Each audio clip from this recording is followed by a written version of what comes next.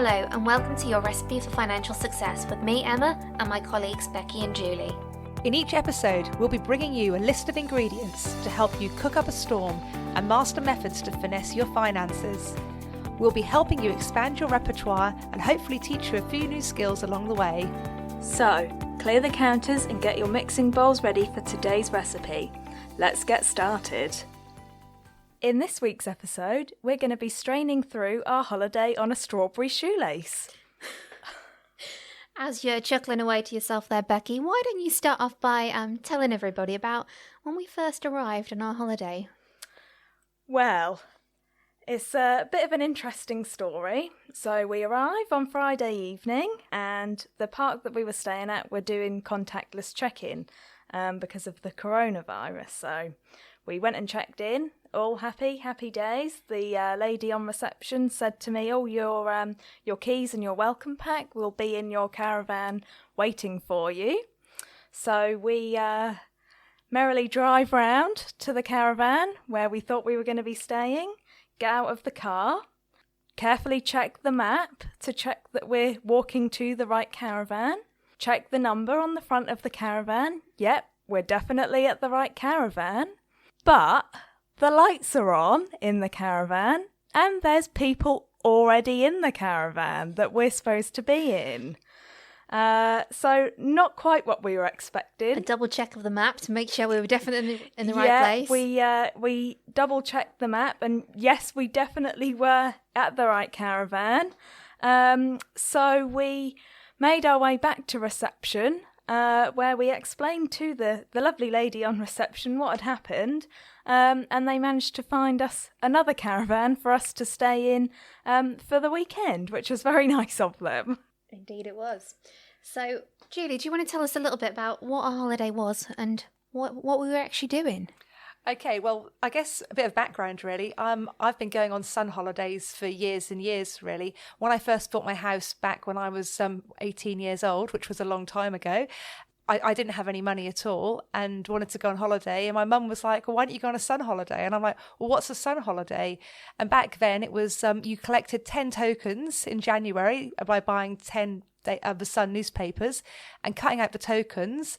And then you would then basically attach them to a little slip and you'd send it off in the post with all your tokens and your choices, or your top 4 choices of a resort and top 4 choices of dates.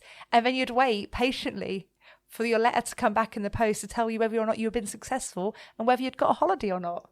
So all very exciting. Obviously things have changed slightly and now you can do it all online and you can find out immediately whether you've got a resort or not. But the idea was really that for £9.50 per person for 4 people, so essentially just under 50 quid, you could go away for either a Monday to Friday, so a 4-night break, or a Friday to Monday, so a 3-night break. And that's what I dragged the girls on. Now, obviously, when we booked this, we hadn't planned on this being the highlight of our summer, but I believe it could have been the highlight holiday of the year. I think it was the only holiday of the year. Well, there is that as well. But it was really good. So where we actually went was Caton Bay. And Becky, do you want to tell us a little bit about what we did there? I can indeed. So we arrived quite late on the Friday night. So by the time we'd sort of got unpacked and got ourselves settled in and we'd had a cup of tea, we ordered a pizza takeaway. So that was very delicious. I'm sure my fellow co-hosts aren't going to disagree with that. Absolutely not. It was very nice pizza. In fact, didn't we eat it again at lunch from the Saturday? Yes, we did. We managed to last it out for 2 meals, so that was really good. So after we'd filled our faces with pizza on the Friday night, I think we pretty much went straight to bed. I think we did. We weren't the party people that night. No, definitely not. So we had a nice early night on the Friday. On the Saturday, we woke up to heaving rain, which was quite unfortunate. So we had a bit of a lazy morning on the Saturday, and then we ventured out to Tesco's, believe it or not, of all places we could have gone to on our holiday. And we brought a few bits and pieces, a few little bits of shopping, sort of like essentials really, to get us through the weekend. When we'd finished doing our shopping, believe it or not, it was still raining. So we headed back to our humble abode for the weekend. I just want to say, when you say humble abode, we did get an upgrade when we had to have a new caravan. I wasn't going to mention that bit. Shh, that was top secret. And we actually had an afternoon playing board games. So I taught Emma, first of all, how to play Chinese checkers. And I think I now have a little bit of an obsession with the game. As soon as I got back, I was online looking where I could buy a board so I can get practicing, ready to beat Becky next time. You know I won't allow that. And apparently I'm never allowed to play Happy Families ever again. Definitely not. She was far too good at that, Becky, wasn't she? Definitely. I think when I had 2 families and Julie had won the game with 8 families, that was time to call it quits. Yeah, it's funny how we only actually ever played one round of that game, didn't we? Yeah, I wonder why. No one will play with me anymore. Maybe we're just bad losers, Becky. Shh.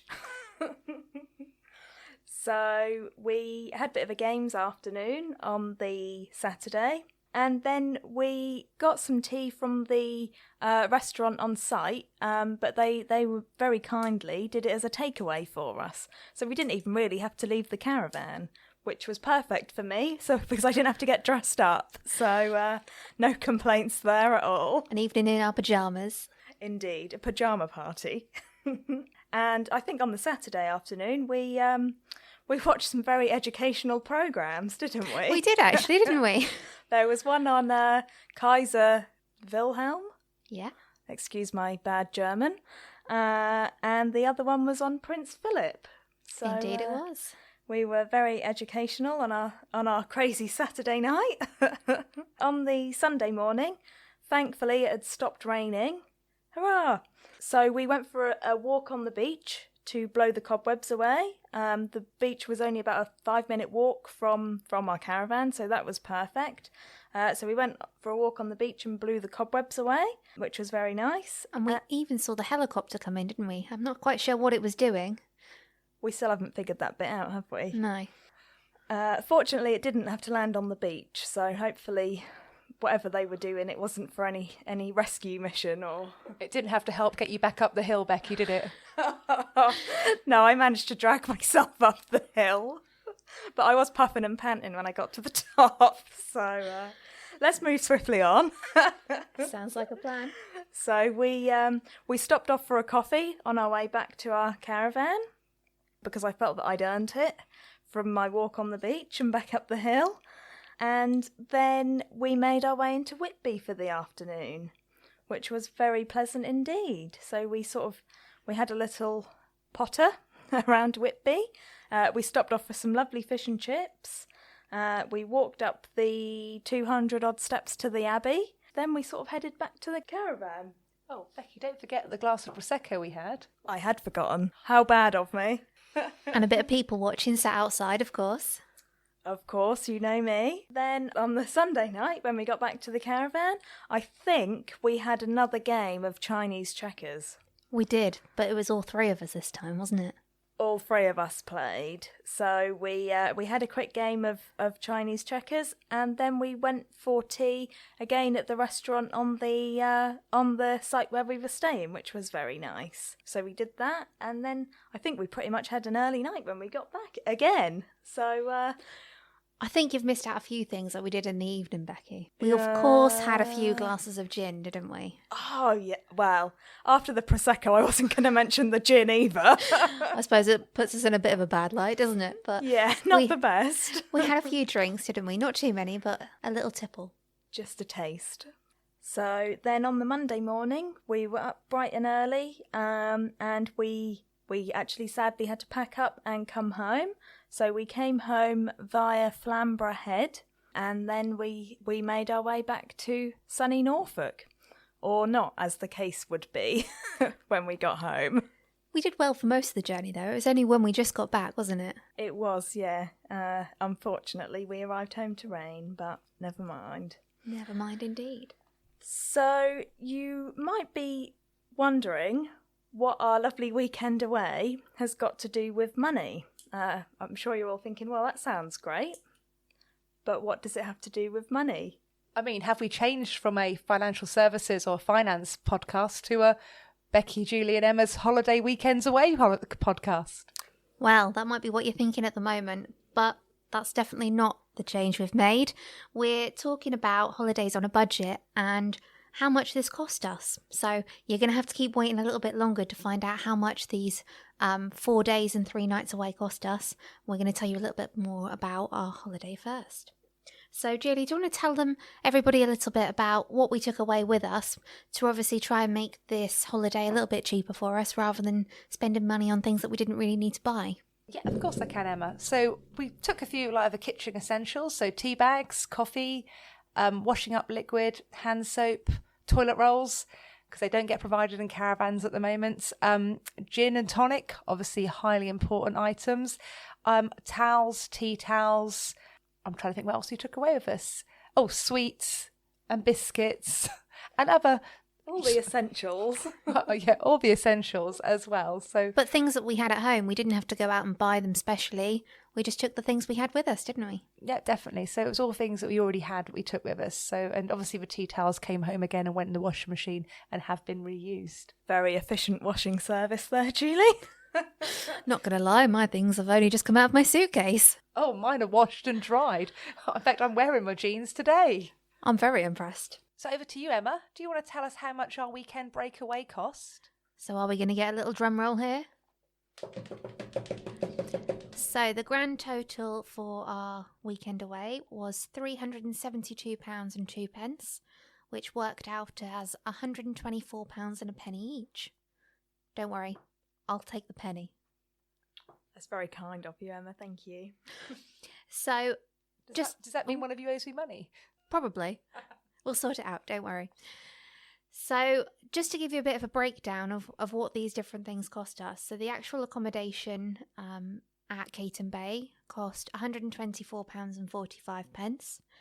But that did include all of our linen and entertainment passes so we could go into their entertainment centre.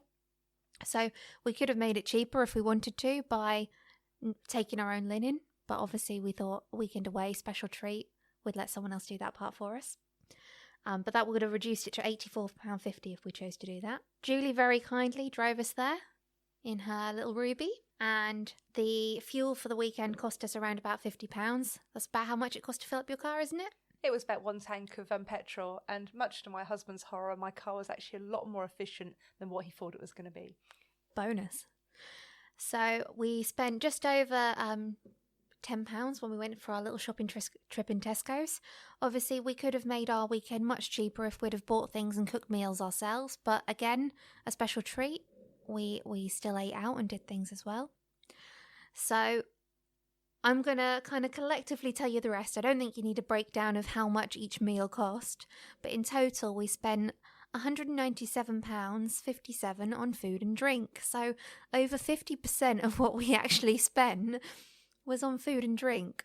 So obviously it could have probably been made a lot cheaper, but we still enjoyed ourselves, had drinks out, we ate out every meal, we didn't do any cooking ourselves. So it was a nice treat for us, really. It was very nice indeed. That bottle of Prosecco's got to have eaten into that £372 as well. Yeah, the bottle of Prosecco alone was £28. So if you imagine if we'd have all had a soft drink or something else, we could have cut that down a lot. And obviously we stopped at Costa and had hot chocolates and coffees and a couple of times. So all of those things, if we'd have wanted to, we could have made them ourselves and taken our takeaway cups with us and took a drink out with us when we went out and about. So there's lots of things we could have done to make it cheaper. But from our point of view, we thought £125 each was a really reasonable amount. Yeah, I'm happy with that, definitely. So do we have plans to go again, girls? I think we should go again next year, and I think we should go to Kent next year. What's in Kent? Some sand dunes.